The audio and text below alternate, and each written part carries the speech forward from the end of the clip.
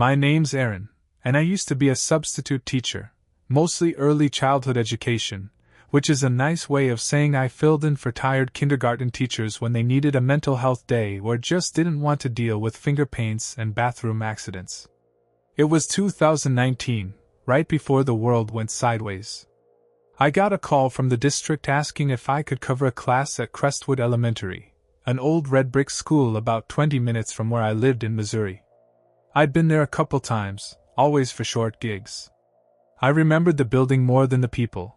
Tall windows, creaky wood floors, that faint smell of tempera paint and wet boots. The class was in room 6B, and the secretary hesitated before saying the number. That should have been a red flag. I asked if the teacher had left a lesson plan. She replied, "Yes, well, kind of. There's a logbook in the desk. Just follow that." I didn't think much of it. Kindergartners don't need lectures. Just crafts, books, and nap time. I showed up a little early that Monday morning, trying to shake off the feeling that something was off. The hallway was dead quiet, even though it was close to first bell. No shouts, no locker slams, not even that nervous teacher lounge laughter you usually hear. When I walked into room 6B, I got hit with this weird, stale heat, like the radiator had been going nonstop all weekend. And there was this old-school smell. Dusty books and dry erase markers and something sweet and sickly underneath, like dried fruit left in the sun. The classroom looked normal at first. Tiny desks in rows, a bulletin board with cartoon owls saying, "Who's ready to learn?" and a reading corner with beanbags shaped like toadstools. But then I noticed the back corner. There was a desk there, far from the others, facing the wall. It didn't match the others. It looked older. The kind of desk with a cubbyhole underneath and graffiti carved into the wood. Above it was a sign that just said, "Reflection Chair," with a frowning face drawn next to it. I frowned. That wasn't exactly standard practice anymore. Most schools didn't do public shaming as discipline. But whatever, maybe the teacher was old school. I checked the main desk and found the logbook the secretary mentioned. It wasn't a lesson plan. It was literally a sitter log, like something out of a nursing home. Inside the front cover, in big letters it read, "For substitute eyes only, read everything before starting the day." And underneath that, in scratchy ballpoint pen, "Do not engage if they ask about Sarah." I sat down at the teacher's desk and flipped through the sitter log. It wasn't organized by lesson plans or subjects. It was written like a diary.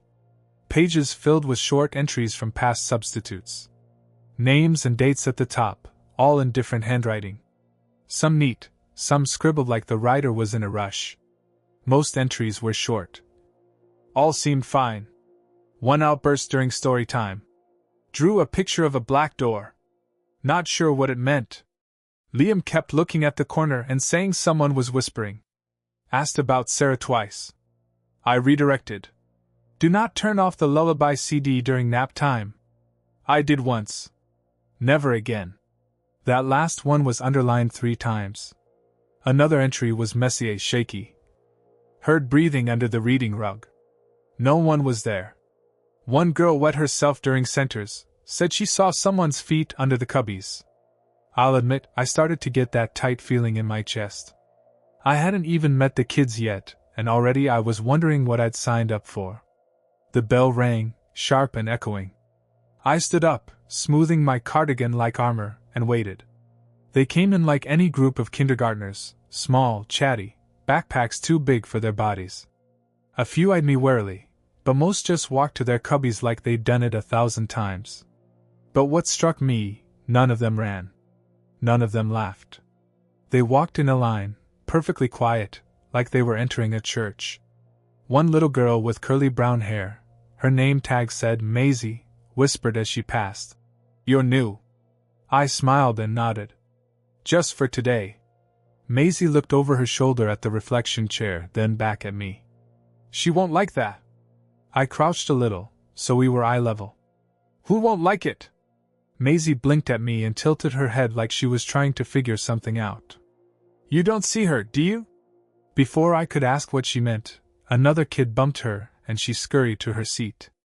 I took attendance. The roster said there should be 21 students. I counted 20 sitting. There was one name, Sarah A. highlighted in yellow, with a note in parentheses, "Do not mark absent. Do not call out name." That seemed odd. I skipped it, just like the note said. We went through the motions: calendar, weather, story time. The kids were quiet, polite, but kept glancing at the back corner like they were watching something behind me. Every so often, someone's eyes would dart there and then back down, like they were afraid they'd get caught. During free play, I walked over to the reading rug to tidy up a bit. There were fabric books and foam letters scattered around, and as I crouched to pick them up, I noticed something in the carpet. It was faint, like a stain, or like someone had dragged a marker tip across the fabric years ago, and it had soaked in. But it was letters. Words. They were just barely visible. SARAH. I stared at it, and in that moment I swear I felt something shift behind me, like the air had thickened, or something was leaning toward me without actually being there. Then I heard it. A soft, scratchy voice, close enough I could feel it by my ear. "She likes it when you say her name." I spun around. No one was there. I stood there for a second, heart pounding. I told myself it was just a kid. Kids whisper weird stuff all the time, especially when they sense they've got your attention. Maybe one of them had crept up behind me and darted away. Still, the way it had been right in my ear, like the breath carried something dry with it, it didn't feel like any kid's voice I'd ever heard. It felt older. Too close. I shook it off. I had a room full of 5-year-olds watching me now, waiting to see how I'd react. You can't show fear around kindergartners. It's like blood in the water. So I pasted on my best teacher smile and clapped my hands. "Okay, everyone. Let's do drawing time. Show me something you like." They grabbed crayons and paper from the supply bins with that weird, focused silence I was already starting to hate. I wandered between the desks, checking in, nodding, praising colors and shapes. A few kids drew animals. One made a scribbly rocket ship. Normal stuff. But then I reached Maisie again. She was gripping a black crayon so tightly the paper had started to tear. Her drawing was rough, dark, thick loops. At first I thought it was just messy scribbles, then I looked closer. It was a face. Not cartoonish, not childlike. It had no eyes, just wide hollow ovals. The mouth was a sharp line, jagged, stretched too long across the page like it had been ripped into the face. And behind it, rows of little lines that looked like hands. Dozens of them. "Maisie," I said carefully, "what are you drawing?" She didn't look up. She watches us. She can fit behind things. "Who?" Maisie pointed, not to the drawing, but to the reflection chair in the back corner. Her little finger was trembling. "She likes to sit there when you're not looking. But not if the music's on." A chill ran through me. I asked, "Is this Sarah?" Maisie flinched, like I'd shouted. Several other kids froze. One boy dropped his crayon. The room got too quiet. You know that silence where everything stops, like even the air doesn't want to move? That's what it felt like. Then I heard it, a faint sound, coming from under the desk with the CD player. A tiny, ticking rhythm. Like fingernails tapping wood. I walked over, crouched slowly, and looked under. Nothing. But the CD player, the one I hadn't touched all day, had turned itself on. A soft, mechanical lullaby played through tinny speakers. It was warped, slow, as if the batteries were dying. One of those hollow, chiming songs you'd hear in an old music box. The kids all sat back down automatically. Some closed their eyes. Some curled into the carpet like they were trained to do this. I stood there, completely still, and asked again, quieter this time. "Maisie, who is Sarah?" Maisie didn't answer. But her drawing was different now. She'd added a second face. This one looked like me. I'll be honest, I thought about calling the front office right then. Saying I felt sick, asking someone to send a para in while I stepped out. But part of me didn't want to walk into that hallway alone. I kept the lullaby playing. I didn't touch the volume. I didn't touch anything. After drawing time, I guided the kids through snack and math blocks as best I could. I read them a story. They listened, silent. No interruptions, no fidgeting. Like they weren't really listening at all, just waiting for it to be over. By the time we got to nap time, I felt wrung out. The whole day felt like it was vibrating just under the surface, like a phone set to silent in your pocket. The kids unrolled their mats.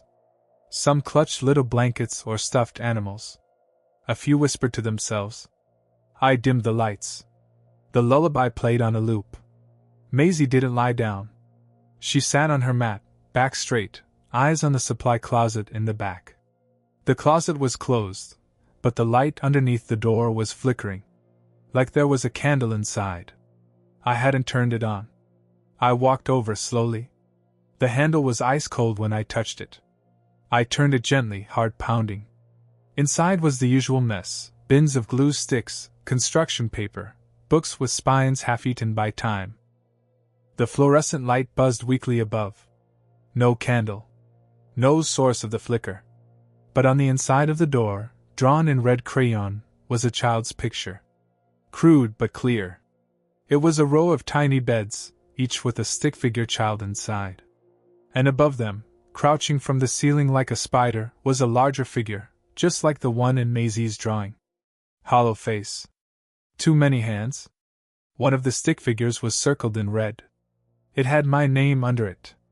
Not Ms. Erin. Erin. I slammed the door shut. Maisie was still staring at me. Did she show it to you? She asked, voice flat. I crouched next to her.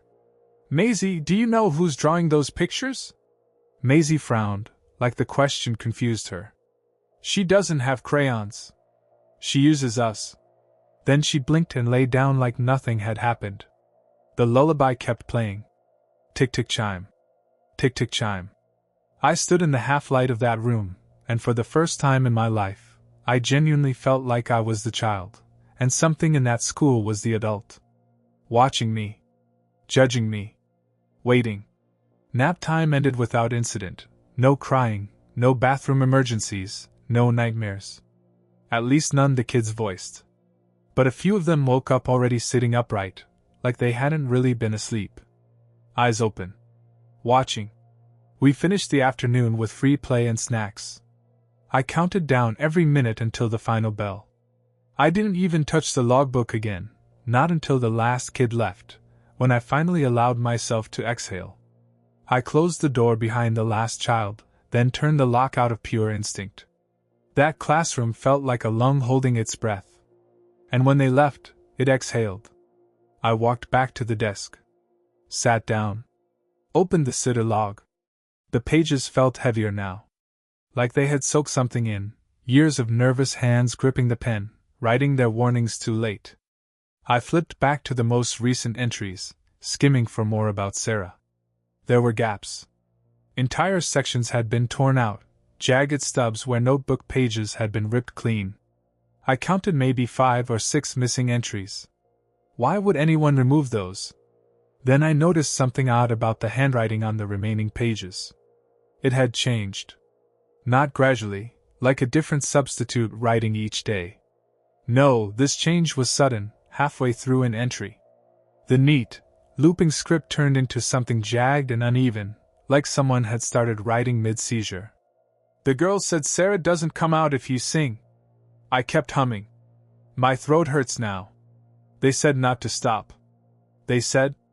That's where the entry stopped. Just trailed off. No signature. No date. The next page was blank. And then, a single line in the center of the following page. She doesn't need the chair anymore. She's learned to stand. I closed the book fast. A sound creaked behind me. I froze. Turned slowly. The reflection chair, the old desk in the back corner, had moved.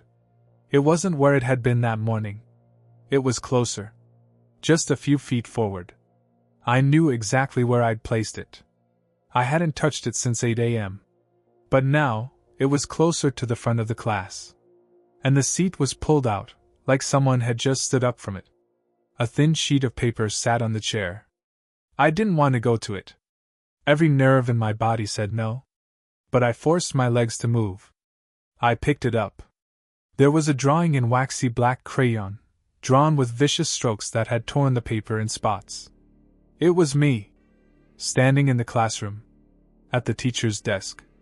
And behind me, in the drawing, rising from under the reading rug, was that same hollow-eyed face, grinning. I left the classroom exactly how I found it, minus the drawing, which I folded and shoved into the bottom of my bag like it might burn me if I looked too long. As I walked out into the hallway, it hit me just how quiet the rest of the school had been all day. There was no noise bleeding from other classrooms. No staff walking past the doorway. Not even the dull murmur you'd expect from the cafeteria during lunch. Crestwood Elementary had felt like a building holding its breath, and I didn't realize just how unnerving that was until I stepped into the front office and the world started up again. A secretary was talking on the phone. A student aide was shuffling papers. A faint laugh came from the teacher's lounge. I must have looked pale, because the secretary, older woman, thick glasses, hair like cotton candy, gave me a little nod as I signed out. "Everything all right, Tom?" I hesitated, my pen hovering. "Room 6B," I said slowly. "Has anyone ever complained about that room?" She didn't answer right away. Just pressed her lips into a tight line, like she wanted to choose her next words with care. Then she said, "Did you follow the instructions in the logbook?" I nodded. She nodded back, as if that was the end of it. Like that should be enough. So I tried again. "Was there a girl named Sarah in that class?" The secretary's eyes flicked to a small photo frame behind her desk, barely visible between a vase of fake flowers and a coffee-stained bulletin board. I leaned slightly. It was a class photo. Faded. At least 10 years old. All the kids were sitting cross-legged in front of the classroom door, grinning in awkward, uneven smiles. Except one. In the back row, off to the side, half-shadowed. A girl. Shoulders hunched. Hair in her face. Hands clasped in her lap. She wasn't smiling. Wasn't looking at the camera. She was staring dead ahead. At the reflection chair behind the photographer. The frame had a label. I leaned in to read it. Crestwood Elementary, Kindergarten, Room 6B, 2010. I opened my mouth to ask more, but the secretary stood suddenly. "Sorry, I've got to lock up. Thanks for helping out." And just like that, I was being ushered toward the door. As I stepped into the hallway, someone cleared their throat behind me. I turned. It was the janitor. Late 50s, gray beard, coveralls stained with old paint. He looked like he'd seen too much and cared too little. He gave me a long look, then pulled a keyring from his belt, massive, dozens of keys clinking like wind chimes. He held up a single brass key. "Used to be the emergency key for the closet in 6B, he said. "Back when the old teacher was still around." I stared at it. "Why are you showing me this?" He didn't answer. Just held the key out. "Only works if the door's locked from the inside." That made no sense. "How would it get locked from the inside?" He looked me dead in the eyes. "She locks it. When she's done with someone." I didn't take the key. I couldn't. My hand wouldn't move. The janitor grunted, turned, and walked off, key still in hand, like he'd be offering it again someday. Like he knew I'd be back. I left the building that day feeling like I hadn't walked out of something. But like something had walked into me. I didn't sleep that night. I left the light on like I used to when I was a kid, which made me feel pathetic. But the dark had started to feel full, like it had shape, weight, intent. I kept thinking about the closet, about the chair dragging itself forward, about that drawing, the thing behind me in it. I kept telling myself it was just kids in a weird old school with a too long history. That's it. But around 1:30 a.m., I opened my laptop. I typed in, "Crestwood Elementary Room 6B Sarah," and hit enter. Most of what came up was useless. PTA meeting notes, school lunch menus, archived calendar events from years ago. I was about to give up when I clicked a dead-looking link buried in a forum for Missouri educators. It was a thread titled, "Do not take subs at Crestwood, Room 6B is still active." Only 2 comments, both deleted by the user. But there was an attachment. A PDF scan of a district incident report. Redacted, but some of it was still visible. Student Sarah, last name removed, had repeated disciplinary issues involving self-harm, threats to classmates, and disturbing artwork involving themes of mutilation and confinement. On date redacted, Sarah was discovered locked inside the classroom supply closet after dismissal. Staff could not determine how she entered without a key. She was unresponsive. Paramedics were called. She remained in a vegetative state until her passing 3 days later at St. Marian's Children's Hospital. That's when my stomach dropped. Because the date of the incident, the one that got redacted? It was exactly 10 years before the day I subbed in room 6B. I didn't sleep after that. The next morning, I told myself I wasn't going back. That the job was done. One day. No one was asking for more. But I couldn't stop thinking about the sitter log. The janitor. The pages torn out. I had to know. So I drove back. I told the front office I'd left my planner behind.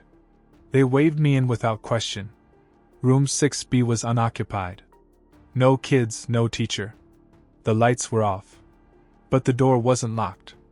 I stepped inside. The air was thick and warm, like breath trapped in a sealed box. The reflection chair was back where it had been that morning. But this time, something was sitting on the desk. A red folder. No name. No label.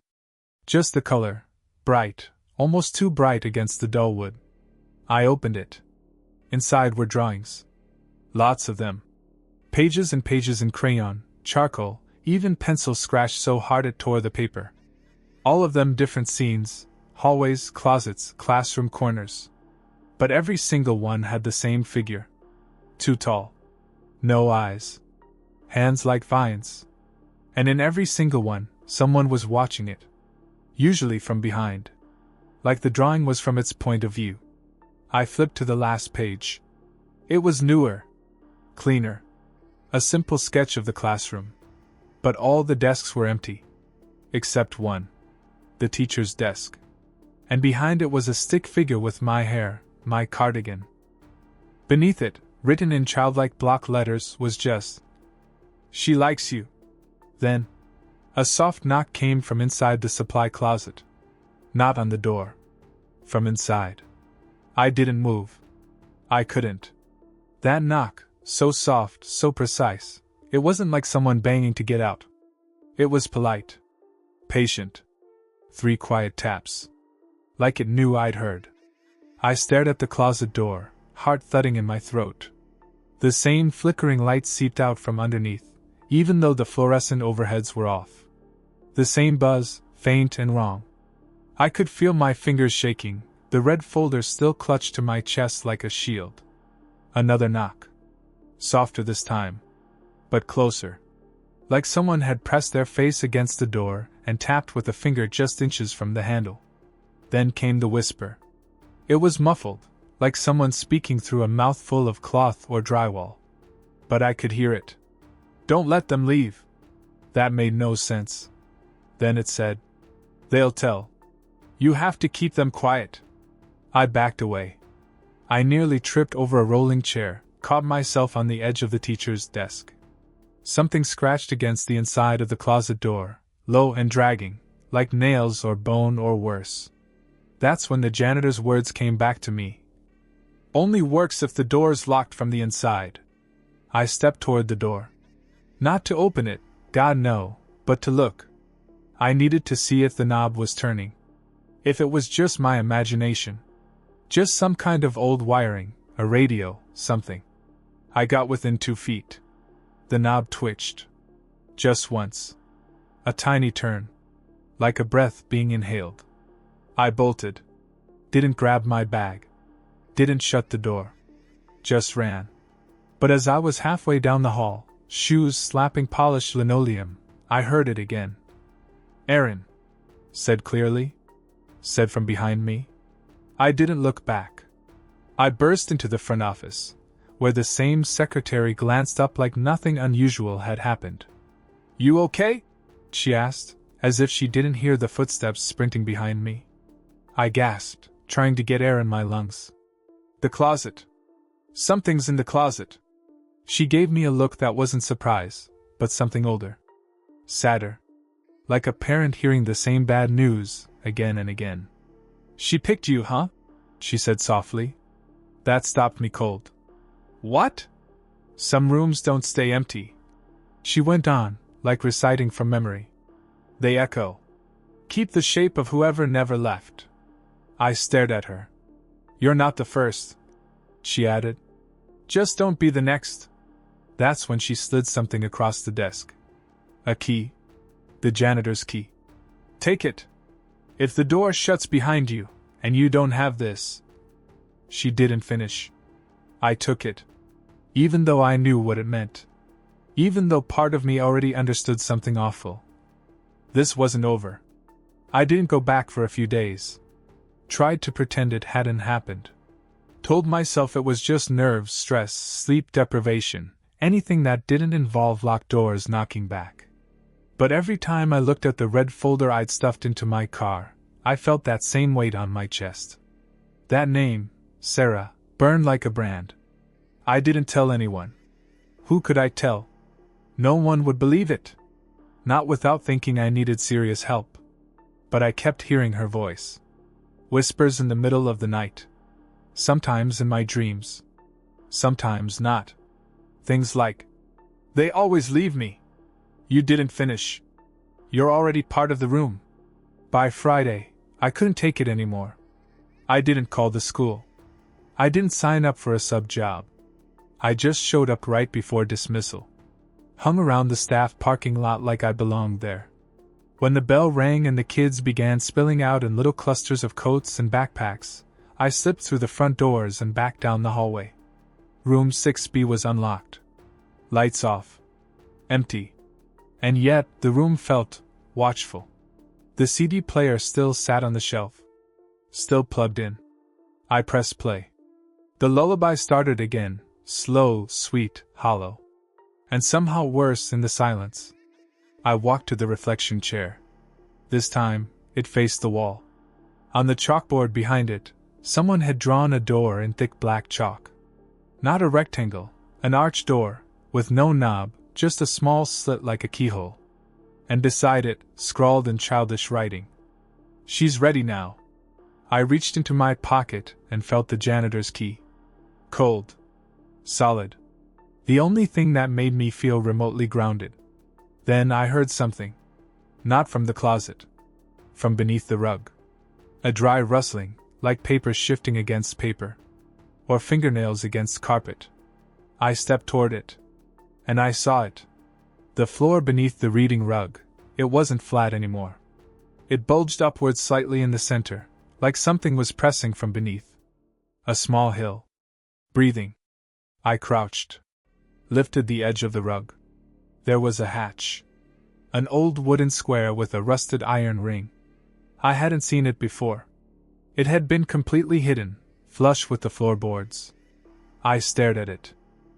Then I heard her voice again. Not from the closet. Not from my head. From directly below me. "You brought the key." I should have run. I knew I should have. But instead I reached down, and I lifted the hatch.